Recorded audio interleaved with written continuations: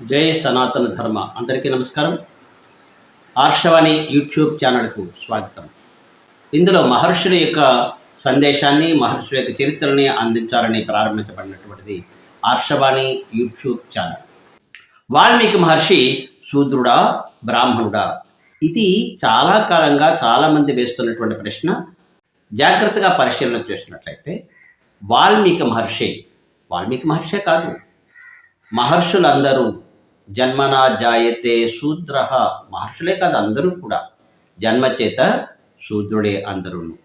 కర్మణా జాయతే ద్విజ, ఉపనయనాది సంస్కారముల చేత ద్విజులవుతున్నారు. వేదాధ్యయనాత్ విప్రహ, వేదం అధ్యయనం చేసిన చేత విప్రుడవుతున్నారు. బ్రహ్మజ్ఞానంతో బ్రాహ్మణ, బ్రహ్మజ్ఞానము కలిగిన వారు బ్రాహ్మణులు అవుతారు. వాల్మీకి మహర్షి జన్మచేత శూద్రుడే. ఇంకొక విషయాన్ని మనం పరిశీలిద్దాం. వాల్మీకి మహర్షి శ్రీరామాయణంలో నేను ప్రాచేతసుడుని అని పేర్కొన్నారు. ప్రచేతసుని యొక్క కుమారుడిని అని చెప్పుకున్నాడు ఆయన. ప్రచేతస్య అపత్యం పుమాన్ ప్రాచేతస. అసలు ఈ ప్రచేతస్ అనేటటువంటి వారు ఎవరు?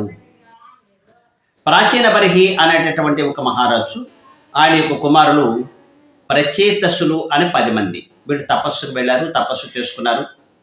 ఆ తపస్సుకి రుద్రుడు ఎలా తపస్సు చేయాలో రుద్రగీత అని ఉపదేశం చేశాడని మనకు కనిపిస్తుంది. భాగవతం అనే పురాణంలో పరమ ప్రమాణమైనటువంటిదిగా మనం భావిస్తాం భాగవతాన్ని. అటువంటి పురాణాలన్నిట్లోనూ, అన్ని పురాణాల్లోనూ భాగవతం గురించి చెప్పబడింది. అంటే అంత ప్రమాణతరమైనటువంటిది భాగవతం. అలాంటి భాగవతంలో ఈ ప్రచేతసుల గురించి ఉన్నది. ప్రాచీన బర్హి యొక్క కుమారుడైనటువంటి ప్రచేతసులు తపస్సుకు బయలుదేరారు. రుద్రుడు వారికి రుద్రగీత ఉపదేశం చేశాడు. తర్వాత వారు వచ్చేటప్పటికీ సృష్టి అంతా కూడా ప్రళయమై మళ్ళీ సృష్టి ప్రారంభమైంది. ఎక్కడ చూసినా చెట్లు బాగా పెరిగిపోయాయి. పక్షులు కూడా దూరలేనంత చిక్కగా అయిపోయాయి. అప్పుడు వాళ్ళ తపశ్శక్తిని వినియోగించి ఆ చెట్లనన్నింటినీ కూడా దహనం చేద్దాం అనుకున్నారు. అప్పుడు వనదేవత ప్రత్యక్షమై, అయ్యా మీరు అలా చేయవద్దు, ప్రకృతి వైపరీత్యం అయిపోతుంది, ప్రకృతి సమతౌల్యం దెబ్బతింటుంది అని చెప్పి ఉపదేశం చేసి వారికి తన చేత పెంచబడుతున్నటువంటి ఒక కుమార్తెను ఇచ్చి వివాహం చేసింది. అంటే ఇప్పడమే వివాహం అంటే. ఇప్పుడు మనకులాగా మంత్రాలు, పురోహితుడు రావడం ఇవేం లేవు. కన్యాదానం చేయడం, ఇదిగో ఈ కన్య నీకు ఇస్తున్నానని చెప్పడం. ఎవరు ఆ కన్య? మారిష అనే అమ్మాయి పేరు. ఈ 10 మంది ప్రచేతసుడికి ఒక్కరితే భార్య. ఆమె వీళ్ళకి భార్యగా ఇవ్వబడింది. భార్య అంటే సేవకురాలు అనే అర్థం. ఇక్కడ వనదేవత చేత పెంచబడింది ఆమె. ఈవిడెవరు అంటే ప్లమోచ అనే ఒక అప్సరస్సు యొక్క కుమార్తె. ఆమె కనేసి వదిలేసి వెళ్ళిపోయింది. వనదేవతలు పెంచారు. అంటే ఈమె గిరిజన స్త్రీ. ఈ ప్రచేతసులు అనేటటువంటి వాడు తపశ్శాలు, జన్మతః క్షత్రియుడైనప్పటికీ తపశ్శాలుడైనటువంటి వాడు. వారికి పుట్టినటువంటి వాడు ప్రాచేతసుడు. ప్రచేతస్య అపత్యం పుమాన్ ప్రాచేతస. జాగ్రత్త గుర్తుపెట్టబడి ప్రాచేతసుడు. ఈయన ఏమవుతాడు? వనములో పుట్టాడు. వనదేవతల చేత పెంచబడినటువంటి గిరిజన కన్యక పుట్టాడు. అంటే గిరిజనుడే. ఈయన పేరు రత్నాకరుడు అని కొంతమంది ప్రచారం చేయడానికి ప్రయత్నం చేశారు. రత్నాకరుడు అనే పేరు బ్రాహ్మణులు ఎవరు పెట్టుకోరు. అది వైశ్యులకు సంబంధించిన పేరు. మామూలుగా రుక్షుడు అంటే గిరిజనుడు అని అర్థం. అనేక పురాణాల్లో అలాగే ఉంది.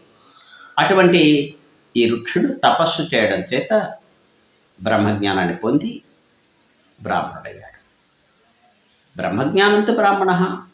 ఇప్పుడు వాల్మీకి మహర్షి ఏమైనట్టు? బ్రహ్మజ్ఞాన సంపన్నుడు. బ్రహ్మమును దర్శించాడు ఆయన. బ్రహ్మము తప్ప ఇంకొకటి 16 లక్షణాలు కలిగింది లేదనుకున్నాడు ఆయన. ఇంకెవరు లేరనుకున్నాడు.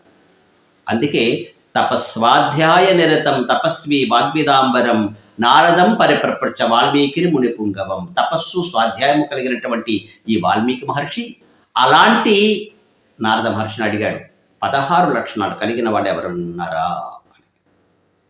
16 లక్షణాలు చెప్పాడు. కోన్వస్మిన్ సంప్రతంలోకి గుణవాన్ కష్టవీర్యవాన్ ధర్మజ్ఞశ్చ కృతజ్ఞశ్చ సత్యవాక్యో దృఢవ్రత చారిత్రేణ చుకో యుక్త సర్వభూతేషు కోహిత. ఇలా అడిగాడు ఆయన. 16 లక్షణాలు ఏంటయ్యా? 66 లక్షణాలు ఉన్నటువంటి వాడు పరమాత్మ శ్రీమన్నారాయణుడే సాక్షాత్తుగా అవతరించాడు. నారాయణుడిగే రాముడిగా అవతరించాడు. శ్రీమన్నారాయణుడే రాముడిగా అవతరించాడు. వేదవేద్యే పరే పుంసి జాతీయ దశరథాత్మజే వేద ప్రాచీత సాదాసీత సాక్షాత్ రామాయణాత్మన. వేదవేద్యుడైనటువంటి పరమపురుషుడు శ్రీమన్నారాయణుడు రాముడిగా అవతరిస్తే వేదమంతా కూడా ప్రాచేతుసుడైనటువంటి వాల్మీకి మహర్షి నోటి వెంబడి శ్రీరామాయణమై అవతరించింది. బ్రహ్మాది దేవతలు రాముడిని నువ్వే సాక్షాత్తుగా నారాయణుడివి, సనాతనుడివి అని పొగుడుతున్నట్టుగా మనకు కనిపిస్తుంది.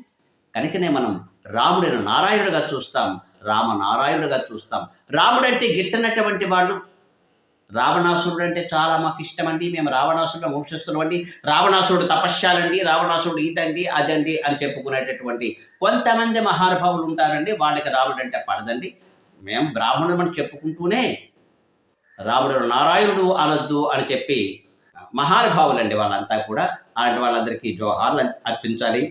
అలాంటి వాళ్ళు ఉండేటటువంటి పరిస్థితుల్లో వాల్మీకి మహర్షి ఎవరు అంటే కొంత కన్ఫ్యూజన్ ఏర్పడుతుంది. కానీ కన్ఫ్యూజన్ అక్కర్లేదు, క్లియర్గా చెప్తున్నాం. వాల్మీకి మహర్షి ప్రచేతసుడు యొక్క కుమారుడు. ప్రాచేతసుడు తపస్సు చేత మహర్షి అయ్యాడు, పరమాత్మను దర్శించాడు. రామాయణమే వేదము, వేదమే రామాయణమై అవతరించింది. జై శ్రీమన్నారాయణ. సనాతన ధర్మాన్ని కాపాడండి. ఈ వీడియోస్ని మీ మిత్రులకు పంచండి. జై సనాతన ధర్మం.